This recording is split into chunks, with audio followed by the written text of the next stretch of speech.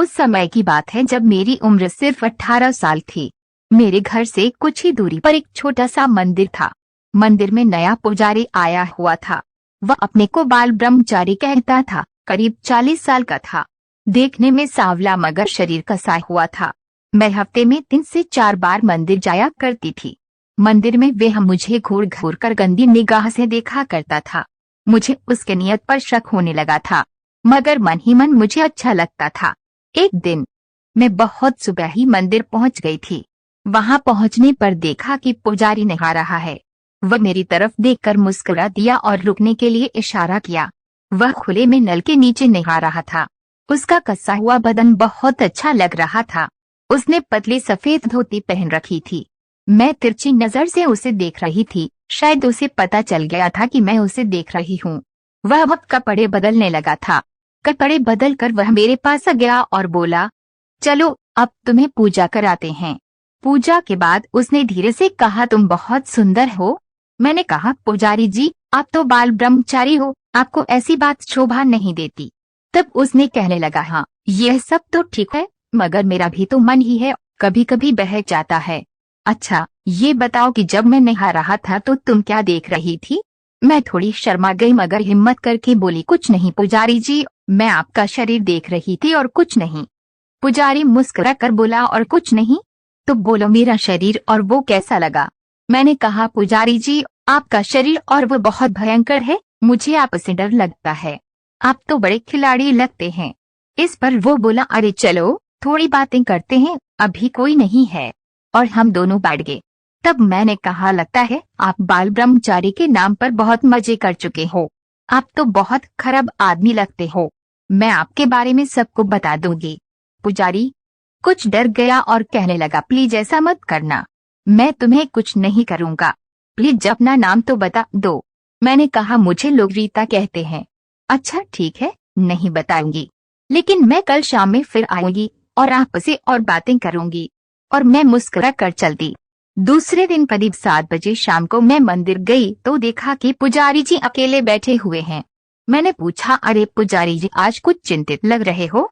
उस समय अंधेरा हो चुका था। मैंने उनके गाल पकड़कर दबा दिए। तब जाकर वे मुस्कुराए और मेरा हाथ पकड़कर कहने लगे, अरे रीता मैं तो डर गया था कि तुम मुझसे गुस्से हुई हो। पुजारी जी मेरा हाथ पकड़कर कमरे में ले गई और कहने लगे, आज यहाँ कोई नहीं आने वाला है। कमरे में बहुत धीमी रोशनी थी। पुजारी जी अपनी बनियान निकाल दी। अब मैं उनकी छाती पर हाथ रखकर सहलाने लगी। मैंने पूछा, आप पहले ये बताओ कि आप कितनियों के साथ ये कर चुके हो? पुजारी जी बोले, अरे रीता बस तुम दूसरी हो। इससे पहले एक 40 साल की औरत को शिकार बनाया था, वह विधवा थी। मैंने कहा, पुजारी जी मैं तो कुंवारी हूँ, मेरा तो किसी ने दरवाजा भी अभी नहीं खोला, मैं तो मर जाऊंगी। पुजारी जी ढाढ़ देते हुए मुझे चूमने लगे और मेरी चोली की बटन खोल दिए। उसके बाद मेरा लहंगा भी उतार दिया। अब मैं पूरी तरह खुल चुकी थी। अब मुझे मजा आने लगा था।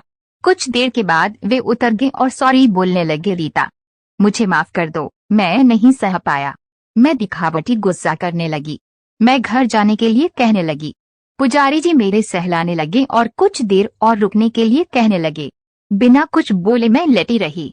फिर से उनका मुन्ना खड़ा देख मुझे आश्चर्य होने लगा। मैंने कहा, पुजारी जी अब जाने दीजिए, आपका तो गिर ही गया न, मैं आपके मुन्नी को नहीं झेल पाऊंगी।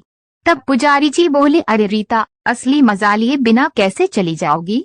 अगर अधिक दुखे तो बोल देना, मैं रुक जाऊंगा। मेरी उत्तेजना बढ़ती जा रही थी। मैंने अपने हाथ से हटाकर उनके कमर पर रख दिए और अंदर करने का इशारा किया। वे रुमाल मेरे मुख पर रखकर बोले, रानी मत रोना, बस एक बार सह जाना। मुझे डर भी लग रहा था। मैंने अपनी आंखें बंद कर ली। बस उसी वक्त जोर का दर्द हुआ और मैं जोर से चिल्ला उठी, अरे मैं मर गई, जल्दी निकालो। मेरी आंखों से आंसू आ गए, लेकिन वे पूरी तरह से मुझे जकड़े हुए थे। कुछ देर के बाद दर्द कम हुआ तो मैं बोली, अरे बाप रे, दर्द के मारे मेरी जान ही निकल गई। पुजारी जी कहने लगे, अब कैसा लग रहा है? मजा आ रहा है न? मैं कुछ न बोली और उनकी कमर पकड़े रही। मुझे तो बहुत मजा आ रहा था। मैंने कभी नहीं सोचा था कि इसमें इतना ज्यादा मजा आता है। थोड़ी देर बाद हमारा काम खत्म हुआ। इसके बाद मैंने अपने कपड़े पहने और घर आ गई। इसके बाद मैं पुजारी से कभी नहीं मिल पाई और कुछ ही दिनों के बाद मेरी शादी हो गई।